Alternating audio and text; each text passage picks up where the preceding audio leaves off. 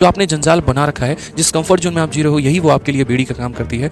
अगर इन बेड़ियों को तोड़ के इन कभी भी जीवन के जिस मुकाम पे आप रहे ना, तो हमेशा उस मुकाम को आखिरी छोर मत मानिएगा। और आईसीएस की पेपर को उन्होंने दिया और पूरे भारत में मेरे भाई उनका ऑल इंडिया रैंक 4 था। लेकिन एक रात चुपके से वो चकमा देके पुलिस को जो है वो निकल जाते हैं और वो सीधा जर्मनी पहुंचते हैं हिटलर के पास में। सोचिए, तो आज आप मेरे पीछे तस्वीर देख रहे होंगे नेताजी सुभाष चंद्र बोस का, और उनके द्वारा एक बहुत ही प्यारी लाइन, तो कई सारी इन्होंने लाइन कही हुई है, लेकिन आज मैंने वो लाइन यहाँ पर रखा है जो आप लोगों से कनेक्ट करता है और आप लोगों की तैयारी से जो है यहाँ पर ये काफ़ी ज़्यादा कनेक्ट करके आप लोगों को थोड़ा एक एज देगा आपके प्रिपरेशन में, जीवन में सफल बनने के लिए। ठीक है, आज है पराक्रम दिवस, और आज जो पराक्रम दिवस है वो हम नेताजी सुभाष चंद्र बोस के लिए मनाते हैं। ठीक है, आज के दिन में जैसे मैं हमेशा जय हिंद बोलता हूं, तो ये जय हिंद भी जो शब्द है वो भी नेताजी सुभाष चंद्र बोस के द्वारा ही आया हुआ है। तो ये बहुत ही प्यारी लाइन है, और हिंद की जय हो, आपके हिंदुस्तान की जय हो। यहाँ पर ये जो लाइन किसी ने कही थी तो वो सुभाष चंद्र बोस ने कही थी। 2-3 बातें आज हम पहले इनके बारे में बताएंगे, तब उसके बाद में आज के सेशन की शुरुआत करेंगे। ठीक है, तो नेताजी सुभाष चंद्र बोस के बारे में सबसे पहले तो ये लाइन आप पढ़ लीजिए कि इन्होंने क्या कहा है कि सफलता हमेशा असफलता के स्तंभ पर खड़ी होती है। सफलता हमेशा असफलता के स्तंभ पर खड़ी होती है, इसलिए कभी भी किसी को भी असफलता से घबराना नहीं चाहिए मेरे भाई। ठीक है, अगर आप कभी भी अगर सफल बनना चाहते हैं तो एक बार में मत घबराइए कि हम तो एक ही दिन में स्टार बन जाएंगे, ऐसा नहीं है। कई सारी आपके जीवन में असफलताएं आ रही होती हैं, और उसके बाद में तब जाकर एक दिन आप कहीं ना कहीं प्रयास से, अपने प्रयत्न से सफल बन जाते हैं। इनकी हमने पूरी कहानी पढ़ी हुई है, और पूरी कहानी का जो सार है वो हम आपको 2-3 मिनट में समझाते हैं, ताकि आपको उनके जीवन से सीखने के लिए काफ़ी कुछ मिल जाए। तो बात है नेताजी सुभाष चंद्र बोस की। नेताजी सुभाष चंद्र बोस एक आप ही लोगों की तरह एक आम आदमी वो भी थे। जिस तरीके से आप एक एस्पिरेंट है, उसी तरीके से वो भी एक एस्पिरेंट रहे। उन्होंने भी अपने जीवन में तैयारी की, और उस समय आईसीएस नाम की सिविल परीक्षा जो है, जो सिविल सर्विसेज होती है, जैसे आईएएस आईपीएस आपका हो गया, तो उस समय आईसीएस पेपर होता था, और आईसीएस की पेपर को उन्होंने दिया और पूरे भारत में मेरे भाई उनका ऑल इंडिया रैंक 4 था। चौथी रैंक उन्होंने प्राप्त की थी, और उसके बाद में तब वो सिविल सर्वेंट भी बने और देश की सेवा की। लेकिन कहते हैं ना कि इंसान की जो सोच होती है वो उसको जीवन में काफ़ी ज़्यादा मदद करने पर प्रेरित करती है। बस कई बार क्या होता है कि हम जो है कुएं की मेंढक बनना जो है वो पसंद करते हैं, हम अपने कंफर्ट जोन में ही रहना पसंद करते हैं, लेकिन ये इंसान जस्ट उसके विपरीत है। जैसे उदाहरण के तौर पर अगर मानिए कि आपकी नौकरी एमटीएस में लग गई, तो आप एमटीएस में ही रहना पसंद करोगे। कई सारे बच्चे बोलते हो नहीं, बढ़िया है, सुखी जीवन है, क्या जरूरत है जिंदगी में आगे बढ़ने की, क्या जरूरत है कुछ और मेहनत करने की, ठीक है जितना चल रहा है उतना चलने दो। लेकिन ये ऐसे व्यक्ति नहीं थे। ठीक है, पूरे भारत में चौथी रैंक प्राप्त करने के बाद भी, सिविल सर्वेंट बनने के बाद भी, इनका जो सपना था वो थोड़ा और आगे बढ़ता चला गया। उसके बाद में धीरे धीरे अपने मेहनत के दम पे और गांधी जी की विचारधारा से जुड़ते हुए, स्वामी विवेकानंद को फॉलो करते हुए ये जो है भारत की आज़ादी की तरफ बढ़े। उसके लिए इन्होंने भारत में हर वो कोशिश की। ठीक है, अलग अलग लोगों से जुड़े, कांग्रेस पार्टी के साथ जुड़े रहे, उसके वो प्रेसिडेंट भी बने। लेकिन जुड़ने के बाद में कुछ अनबन हो गई, जिससे वो कांग्रेस पार्टी से अलग हो गए।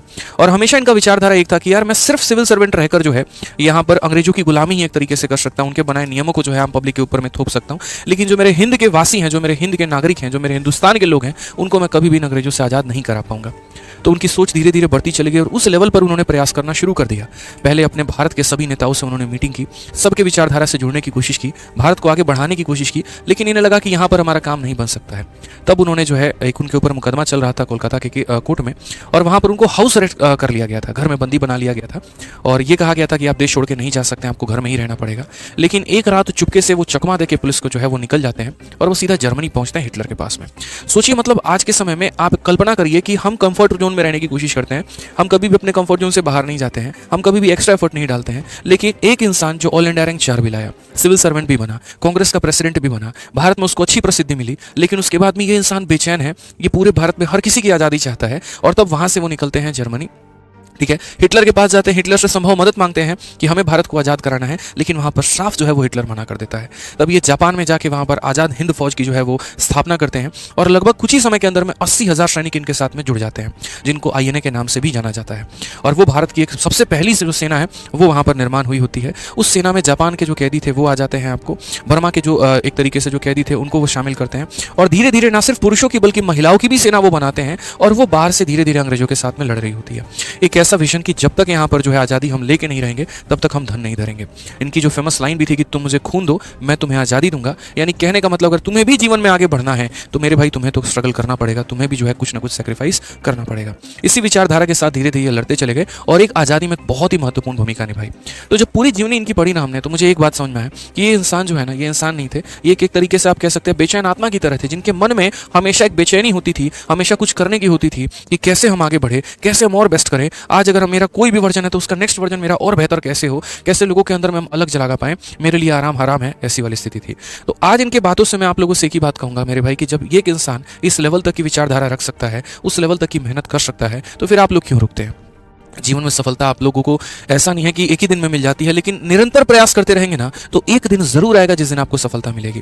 ठीक है, तो कहते हैं ना कि सफलता एक दिन में नहीं मिलती, लेकिन हाँ मेहनत करते चलो तो एक दिन जरूर मिलेगी, ये मेरा दावा है आपसे।